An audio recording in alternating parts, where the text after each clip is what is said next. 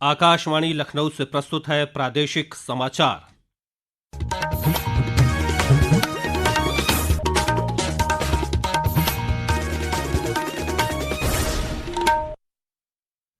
मुख्य समाचार।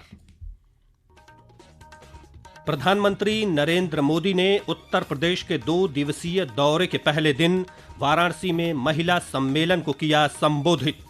6,350 करोड़ रुपए की विकास परियोजनाओं का किया शुभारंभ।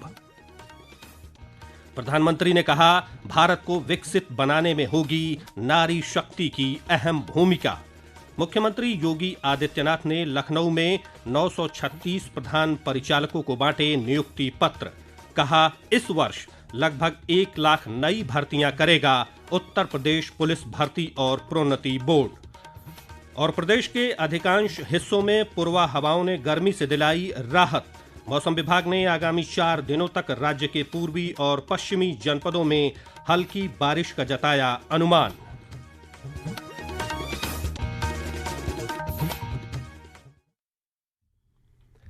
नमस्कार, प्रदेश के समाचारों के साथ मैं राघवेंद्र त्रिपाठी और अब समाचार विस्तार से।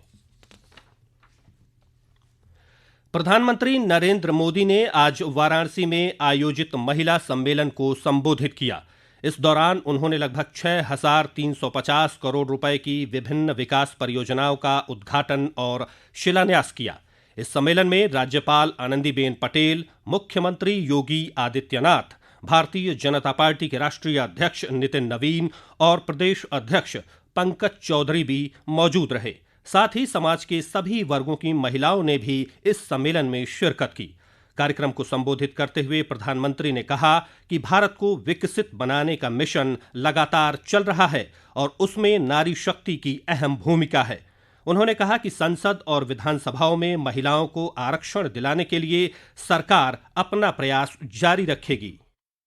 भारत को विकसित बनाने का मिशन अनवरत चल रहा है और जब मैं विकसित भारत की बात करता हूं तो उसका सबसे मजबूत स्तंभ भारत की नारी शक्ति है। काशी के सांसद के तौर पर, देश के प्रधानमंत्री के तौर पर मुझे देश हित के एक बड़े लक्ष्य की प्राप्ति के लिए आप सबका आशीर्वाद चाहिए और ये बड़ा लक्ष्य है लोकसभा, विधानसभा में महिलाओं के लिए आरक्षण को लागू करना। प्रधानमंत्री ने कहा कि बीते 1 दशक में सरकार ने काशी के विकास को गति दी है। उन्होंने कहा कि काशी की विरासत और धरोहर को सशक्त करने का अभियान लगातार चल रहा है। आज यहां काशी के विकास को भी विस्तार दिया गया। गंगा जी पर सिग्नेचर ब्रिज बनने से पूर्वांचल की कनेक्टिविटी और सशक्त होगी। साथियों, बीते 1 दशक में काशी उत्तर और पूर्वी भारत का एक बड़ा आरोग्य हब बनकर उभरा है। 500 बेड का मल्टी सुपर स्पेशलिटी अस्पताल काशी के हेल्थ केयर इकोसिस्टम को और मजबूत करेगा। साथियों, गंगा जी की साफ सफाई हो, घाटों के विकास से जुड़ा काम हो या शासन प्रशासन से जुड़े भवनों का निर्माण हो, महिला छात्रावास हो, ये सब संवेदनशील विकास का ही प्रमाण है। काशी की विरासत, यहां की धरोहर को सशक्त करने का अभियान भी निरंतर चल रहा है। कार्यक्रम को संबोधित करते हुए मुख्यमंत्री योगी आदित्यनाथ ने कहा कि प्रधानमंत्री ने काशी के सांसद के रूप में यहां की विरासत को सहेजते हुए विकास के पथ पर आगे बढ़ाया है। कि विरासत और विकास का वह अद्भुत समन्वय न केवल काशी में, उत्तर प्रदेश में और पूरे देश के अंदर हम सबको उसी जीवंतता के साथ दिखाई दे रहा है जो आदरणीय प्रधानमंत्री जी ने काशी से प्रारंभ किया।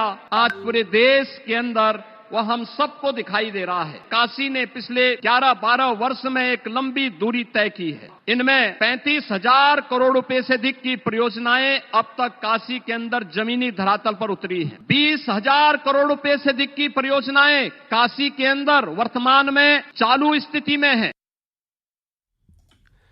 इस मौके पर भाजपा के राष्ट्रीय अध्यक्ष नितिन नवीन ने कहा कि प्रधानमंत्री ने महिलाओं के जीवन में बदलाव लाया है और आज महिलाएं समाज को जोड़ने के साथ साथ एक निर्णायक नेतृत्व दे रही हैं।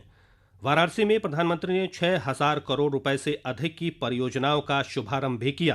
पेश है एक रिपोर्ट।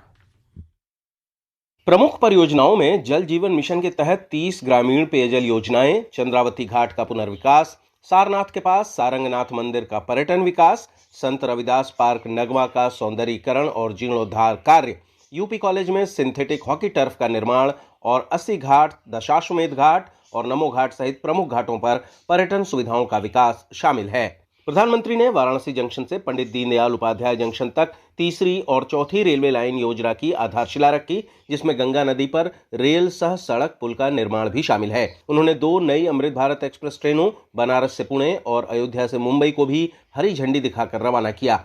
कल सुबह प्रधानमंत्री वाराणसी के श्री काशी विश्वनाथ मंदिर में दर्शन और पूजन करेंगे। इसके बाद प्रधानमंत्री हरदोई जाएंगे और गंगा एक्सप्रेसवे का उद्घाटन करेंगे। सुशील चंद्र तिवारी, आकाशवाणी समाचार, वाराणसी। प्रधानमंत्री के हरदोई कार्यक्रम स्थल का आज प्रदेश के आबकारी मंत्री नितिन अग्रवाल ने निरीक्षण कर तैयारियों का जायजा लिया। इस अवसर पर उन्होंने कहा कि प्रधानमंत्री के आगमन को लेकर लोग बेहद उत्साहित हैं। यहाँ पे बहुत उत्साह पूरे जनपद में, क्योंकि 4 जनपदों से लोग इनको सुनने आ रहे हैं। स्पेशली हरदोई जनपद में लोगों का उत्साह बहुत ज्यादा है। करीब हरदोई से 1 लाख से ज्यादा लोग प्रधानमंत्री जी को सुनने आएंगे, तो एक ऐतिहासिक जनसभा भी होगी। 594 किलोमीटर लंबा गंगा एक्सप्रेसवे एक्सेस नियंत्रित ग्रीनफील्ड हाई स्पीड कॉरिडोर है, जिसका निर्माण लगभग 36,230 करोड़ रुपए की लागत से किया गया है। यह एक्सप्रेसवे राज्य के 12 जिलों को जोड़ता है। इन सभी जिलों में कल उद्घाटन कार्यक्रम का सजीव प्रसारण देखा जाएगा। ये समाचार आप आकाशवाणी लखनऊ से सुन रहे हैं। ताज़ा समाचार जानने के लिए आप हमारी वेबसाइट newsonair.gov.in पर लॉगिन कर सकते हैं। इसके साथ ही आप प्रादेशिक समाचारों का ये बुलेटिन हमारे YouTube channel news on AIR Lucknow पर भी सुन सकते हैं।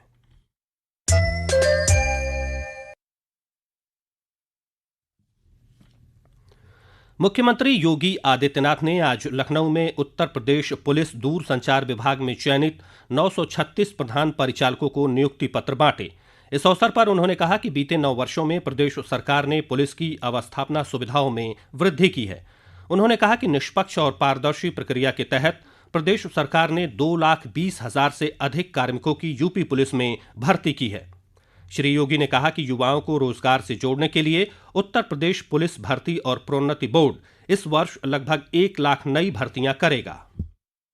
उत्तर प्रदेश पुलिस भर्ती और प्रोन्नति बोर्ड इस वर्ष लगभग 1 लाख नई भर्ती करने जा रहा है। होम गार्ड की भर्ती भी होगी, सिविल पुलिस की भी भर्ती होगी, SI की भी भर्ती होगी। इस सब भर्ती की प्रक्रियाएं हमारी तेजी के साथ आगे बढ़ी। पीछे उद्देश्य एक ही है, हर उस नौजवान को जो योग्य है, क्षमतावान है, स्वतःस्फूर्त भाव के साथ उत्तर प्रदेश पुलिस बल का हिस्सा बनना चाहता है, उसके लिए अच्छा अवसर भर्ती एवं प्रोन्नति बोर्ड उसे उपलब्ध करवाएगा। कांग्रेस नेता राहुल गांधी की नागरिकता को चुनौती देने वाली याचिका पर इलाहाबाद हाईकोर्ट की लखनऊ खंडपीठ में आज सुनवाई हुई। सुनवाई के दौरान याचिकाकर्ता ने मामले में आवश्यक दस्तावेज दाखिल करने के लिए समय मांगा। न्यायमूर्ति मनीष माथुर ने मांग को मंजूर करते हुए मामले की अगली सुनवाई के लिए 7 मई की तारीख दी है। केंद्रीय वाणिज्य उद्योग और सूचना प्रौद्योगिकी राज्य मंत्री जितिन प्रसाद आज पीलीभीत में महिला जनाक्रोश पदयात्रा में शामिल हुए। इस अवसर पर उन्होंने कहा कि सरकार महिला आरक्षण संशोधन विधेयक के जरिए देश की महिलाओं को संसद और विधानसभाओं में भागीदारी देना चाहती है। उन्होंने कहा कि सरकार नारी सम्मान, सुरक्षा और सशक्तिकरण के प्रति प्रतिबद्ध है और यह जन आंदोलन निरंतर आगे बढ़ता रहेगा। प्रदेश के अधिकांश हिस्सों में कल रात से चल रही पूर्वा हवाओं के प्रभाव से तापमान में 2 से 4 डिग्री सेल्सियस की गिरावट आई है। हालांकि बीते 24 घंटों में बादा में पारा इस महीने के उच्चतम तापमान 47.6 डिग्री सेल्सियस पर पहुंच गया। मौसम विभाग ने प्रदेश के पूर्वी और पश्चिमी जिलों में आज से हल्की बारिश का पूर्वानुमान जताया है। विभाग ने 1 मई तक कहीं कहीं बिजली गिरने और तेज झोंकेदार हवा चलने का येलो अलर्ट भी जारी किया है। और अंत में मुख्य समाचार एक बार फिर। प्रधानमंत्री नरेंद्र मोदी ने उत्तर प्रदेश के 2 दिवसीय दौरे के पहले दिन वाराणसी में महिला सम्मेलन को किया संबोधित। 6,350 करोड़ रुपए की विकास परियोजनाओं का किया शुभारंभ। प्रधानमंत्री ने कहा, भारत को विकसित बनाने में होगी नारी शक्ति की अहम भूमिका। मुख्यमंत्री योगी आदित्यनाथ ने लखनऊ में 936 प्रधान परिचालकों को बांटे नियुक्ति पत्र। कहा, इस वर्ष लगभग 1 लाख नई भर्तियां करेगा उत्तर प्रदेश पुलिस भर्ती और प्रोन्नति बोर्ड। और प्रदेश के अधिकांश हिस्सों में पूर्वा हवाओं ने गर्मी से दिलाई राहत। मौसम विभाग ने आगामी 4 दिनों तक राज्य के पूर्वी और पश्चिमी जनपदों में हल्की बारिश का जताया अनुमान। इसी के साथ प्रादेशिक समाचारों का ये बुलेटिन समाप्त हुआ। अगला बुलेटिन रात 8 बजे FM पर प्रसारित किया जाएगा। नमस्कार।